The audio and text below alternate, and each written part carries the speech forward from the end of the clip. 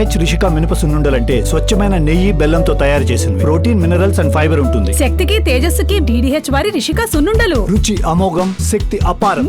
బంగాళాఖాతంలో అల్పపీడన ద్రోణి ప్రభావంతో జిల్లా వ్యాప్తంగా కూడా ఇప్పటికే వర్షాలు అయితే ప్రారంభమయ్యి ప్రధానంగా శ్రీకాకుళం, విజయనగరం, మన్యం, పాడేరు పరిసర ప్రాంతాల్లో అయితే వర్షాలు అయితే పడుతున్నాయి. ప్రస్తుతానికి మన విశాఖపట్నం బీచ్ పరిసర ప్రాంతాల్లో ఉన్న మనం విజువల్స్లో కూడా చూసుకోవచ్చు. అలల ఉద్రిక్తత అనేది అయితే మాత్రం గతం కన్నా ఎక్కువగా వస్తున్నాయి చూసుకోవచ్చు. ప్రస్తుతానికి మన విజువల్స్ చూసుకోవచ్చు.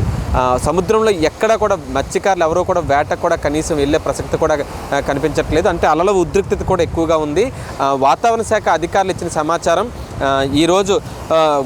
ఈరోజు రేపు భారీగా వర్షాలు పడతాయని చెప్పి అయితే వాతావరణ శాఖ అధికారులు అయితే సమాచారం అయితే ఇచ్చారు. దీంతో సముద్రం కూడా అల్లకల్లోలంగా మారింది. గత 2 రోజులుగా మేఘావృతంగా ఉన్నప్పటికీ కూడా ఈ రోజైతే మాత్రం ఇంకా ఎక్కువగా వాతావరణ ఉద్రిక్తత అనేది ఎక్కువగా పెరిగింది. దీంతో మనం చూసుకోవచ్చు మన విశాఖపట్నం ఆర్కే బీచ్ పరిసర ప్రాంతాల్లో ఇదంతా కూడా సముద్రం అలల ఉద్రిక్తత పెరుగుతుంది.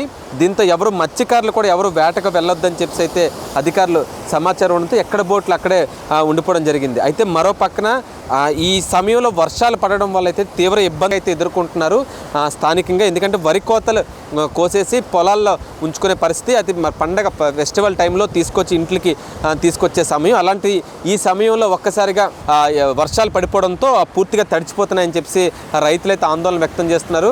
మనం విజువల్స్లో కూడా చూసుకోవచ్చు. ఈ సమయానికి అంటే మధ్యాహ్నం 1:30 సమయానికి సముద్రం ఎలా ఉంది అని అంటే మనం విజువల్స్లో కూడా స్పష్టంగా కనిపిస్తుంది.